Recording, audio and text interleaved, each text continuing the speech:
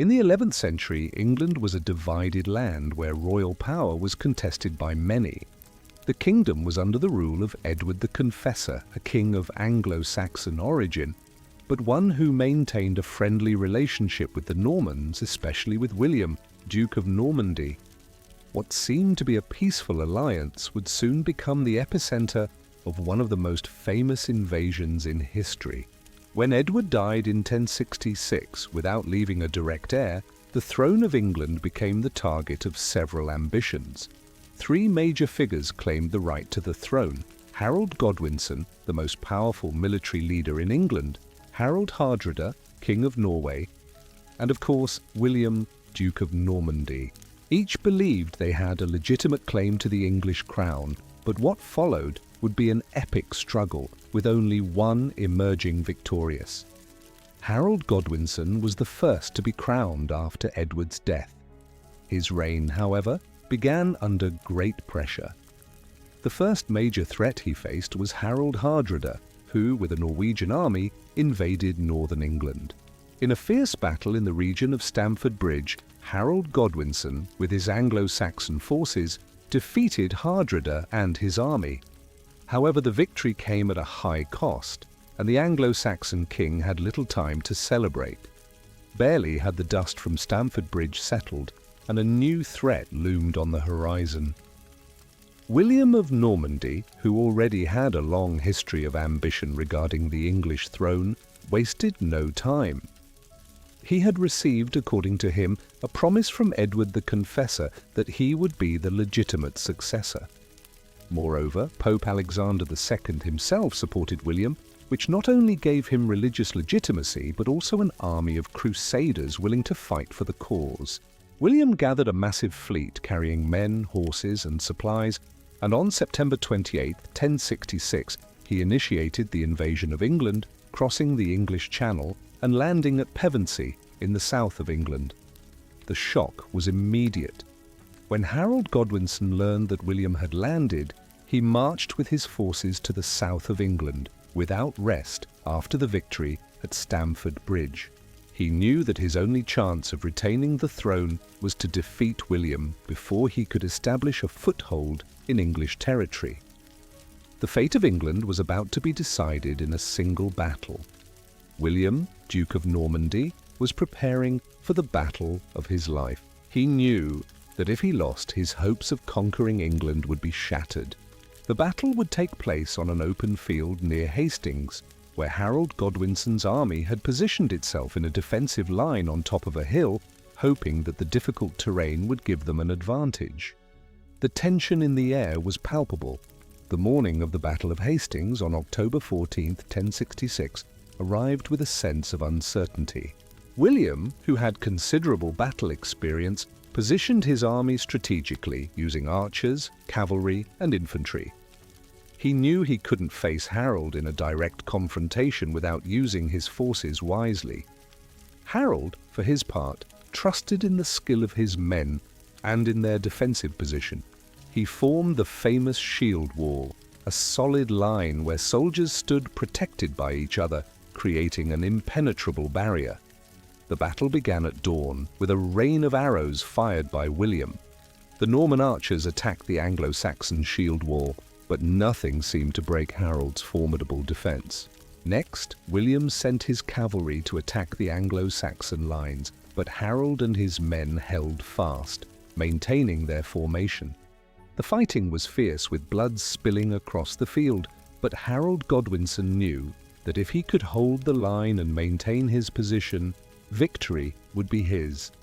However, fate often has a way of altering the course of events. William, seeing that Harold's resistance was proving impenetrable, employed an unexpected tactic to destabilize the Anglo-Saxon army.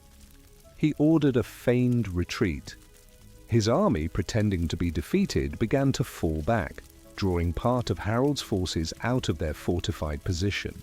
When the Anglo-Saxons fell into the trap and moved forward to pursue the Normans, William turned his troops around, launching a devastating attack on the disorganized English soldiers. The decisive blow was struck when Harold was hit by an arrow in the eye, an image that became one of the most famous in military history. His death meant the end of Anglo-Saxon resistance and sealed the fate of England. Harold's forces, now leaderless, were crushed, and the Norman army triumphed decisively. With the victory at the Battle of Hastings, William, Duke of Normandy, became known as William the Conqueror. He was crowned King of England on Christmas Day 1066 in a ceremony held at Westminster Abbey, London. What followed was a radical change for England. William not only defeated his enemies, but also imposed a new system of governance, introducing the Norman feudal system, replacing the old Anglo-Saxon aristocracy with his own Norman followers. William's victory had profound consequences. He divided the lands among his followers, ensuring loyalty through land grants, and the old Anglo-Saxon culture was gradually replaced by Norman customs and the Norman language. The introduction of the French language at the royal court, the construction of Norman castles, and the use of the Domesday Book to record property and resources are just some of the transformations that marked the post-battle era. However, the scars of the battle did not fade so easily. The resistance of the Anglo-Saxons continued for several years after the Battle of Hastings. Rebellions followed, and the English people, who had been subjugated, never fully accepted the new dynasty. Many viewed the Norman victory with bitterness, and the battle came to be seen not only as a military conquest, but as the fall of a nation, a culture, and a royal lineage that had ruled England for centuries. The Battle of Hastings, like any great historical event, was not just a battle between two armies. It was a struggle between cultures, ideologies, and destinies. The England that emerged from Hastings would never be the same. The language, culture, religion, and even the social structure would undergo irreversible transformations. And so from a single battlefield, the foundations of a new England were laid, with consequences that still reverberate to this day. The echoes of the Battle of Hastings can be heard in every corner of English history, from the formation of the British Empire to the birth of modern monarchy and the creation of a new national identity. The Norman invasion was the turning point for a new era, one that would shape the fate of a nation for centuries. And even today, the name of William the Conqueror resonates as the symbol of that transformation. The name of a man who, by crossing the English Channel, forever changed the course of English history. Following William's victory at the Battle of Hastings, England found itself on the brink of a profound and, in some ways, traumatic transformation. Although the battle had been decisive, Anglo-Saxon resistance did not extinguish with the death of Harold Godwinson. The kingdom, now under Norman rule, was far from pacified. In fact, the struggle for England continued for many months, and the scars of that conquest still echo in the country's legends and history. When William took control of London, he made sure to mark his victory in concrete terms.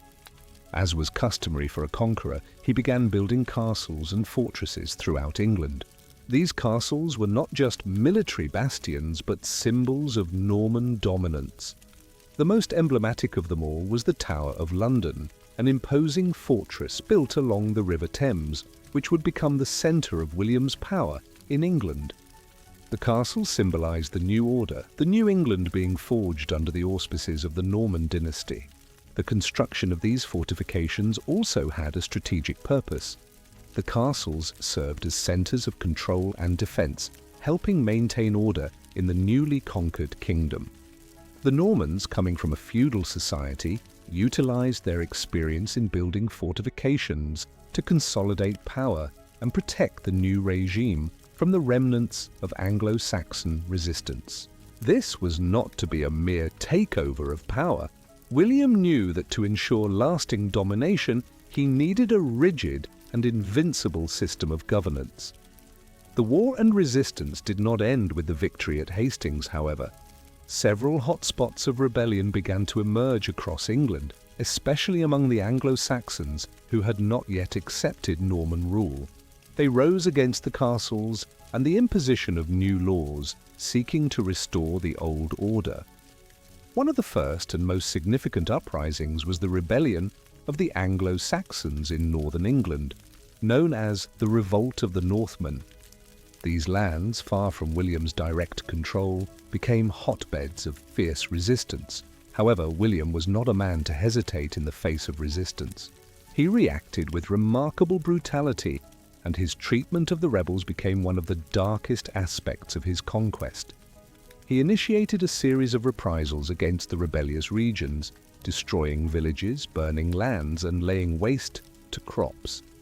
This period, known as the Harrying of the North, is remembered for its ruthless character.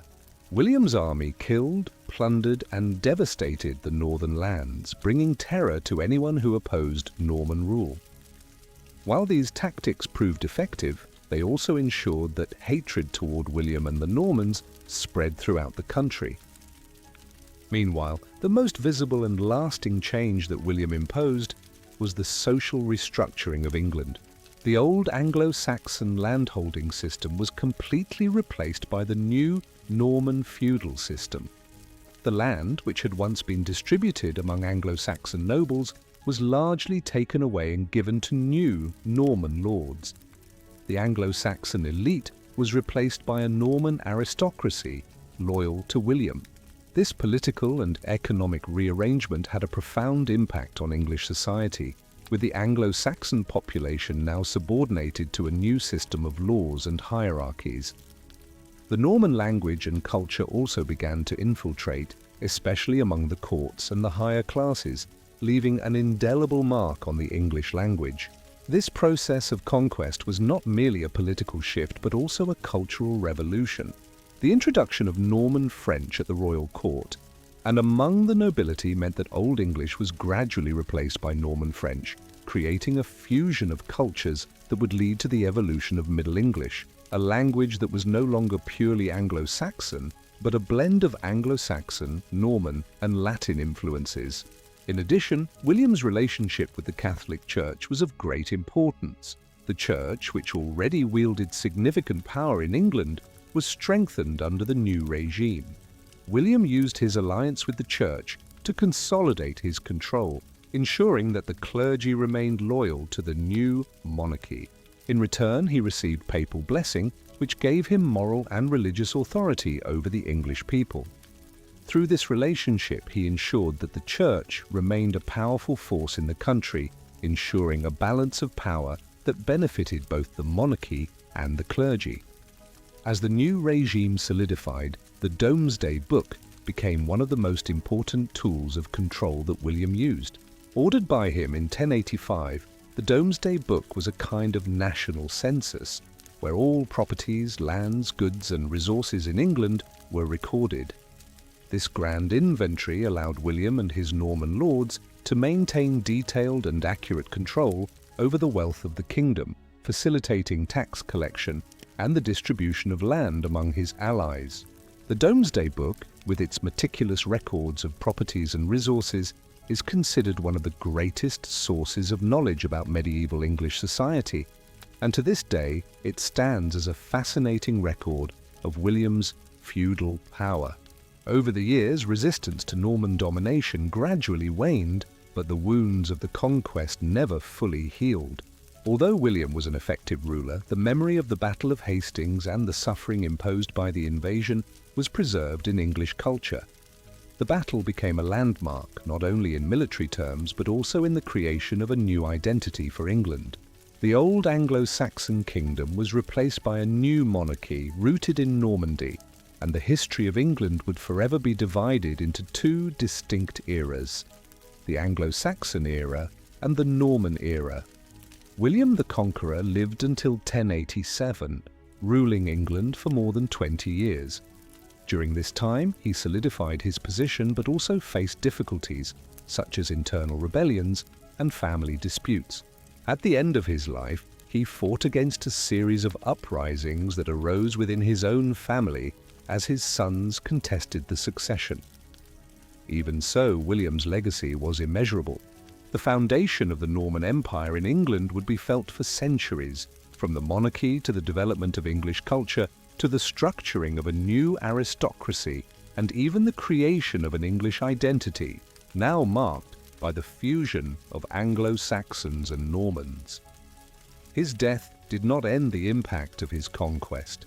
England, under the rule of his sons, continued to face challenges and changes, but the Battle of Hastings would remain as the defining event, the breaking point between two epochs and two worlds. The story of how a Norman duke crossed the English Channel and defeated an Anglo-Saxon king to take the crown of England is, to this day, one of the most dramatic and significant in medieval history, remembered in every stone of castle, in every history book, and in the cultural memory of England.